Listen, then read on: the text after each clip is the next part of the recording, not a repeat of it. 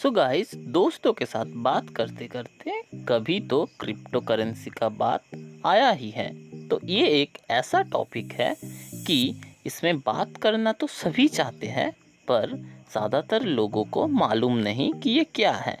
तो चलिए जानते हैं आज।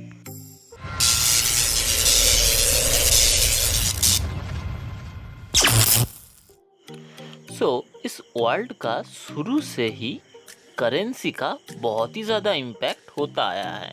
जब इंसान केव में रहते थे तब जो सिस्टम था वो है बार्टर सिस्टम। तो गाइस, चलिए पहले ये जान लेते हैं कि ये बार्टर सिस्टम आखिर है क्या।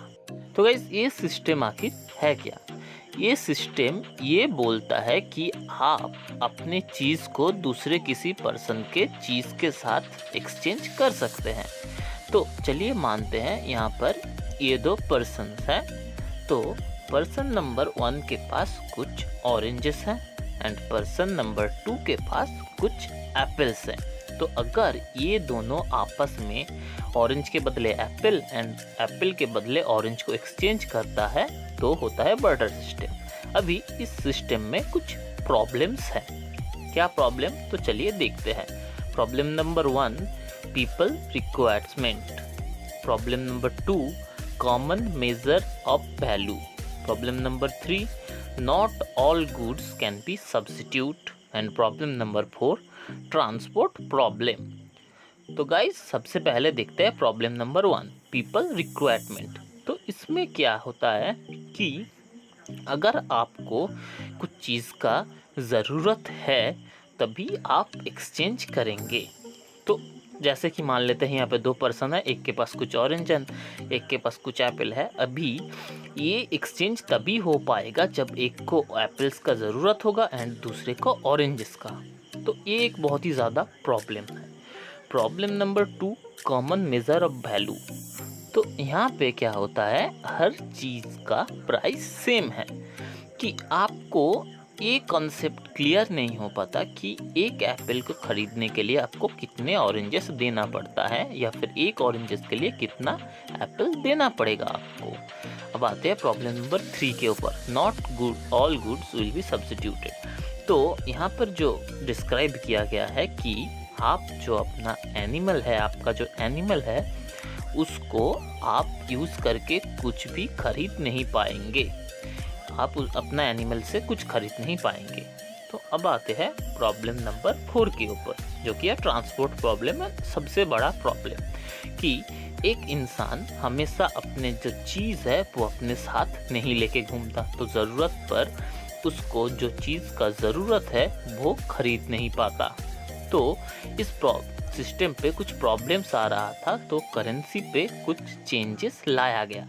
110 BC पे ऑफिशियल करेंसी अनाउंस हुआ, 1250 पे कुछ चेंजेस किया गया एंड 1600 से 1900 पर पेपर करेंसी का शुरुआत हुआ, जो कि बहुत ही ज़्यादा पॉपुलर होने लगा एंड बहुत ही जल्दी ये टोटल वर्ल्ड पे पॉपुलर होने लगा। तो इसको मॉडर्न करेंसी के थ्रू एक्सेप्ट किया गया। तो अभी ये करेंसी दो टाइप का है, एक है cash and coin and second है कार्ड्स, जो कि आप डिजिटल तरीके से यूज़ करते हैं।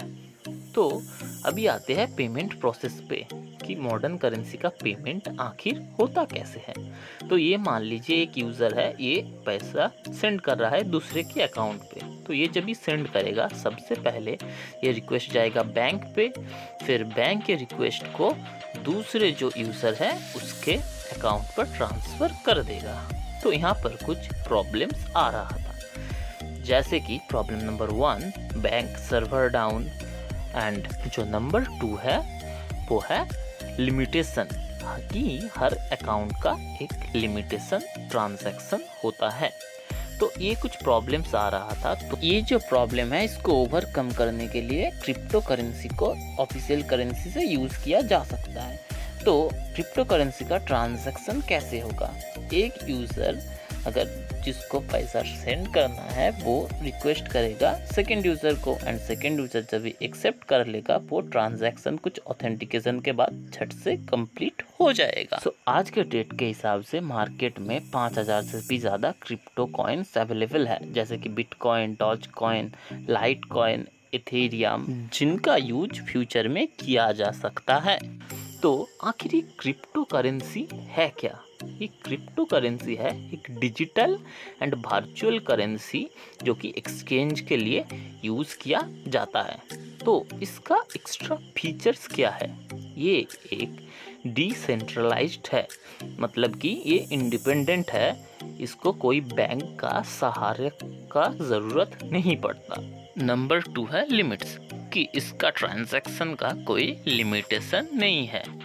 एंड नंबर 3 है इजी इंटरनेशनल ट्रांजैक्शन, मतलब ग्लोबल ट्रांजैक्शन अभी बहुत ही ज़्यादा फास्ट एंड जल्दी हो पाएगा। एंड ये 24/7 आवर अवेलेबल है। तो ये था इनका कुछ फीचर्स। सो गाइस, आज के लिए था इतना ही।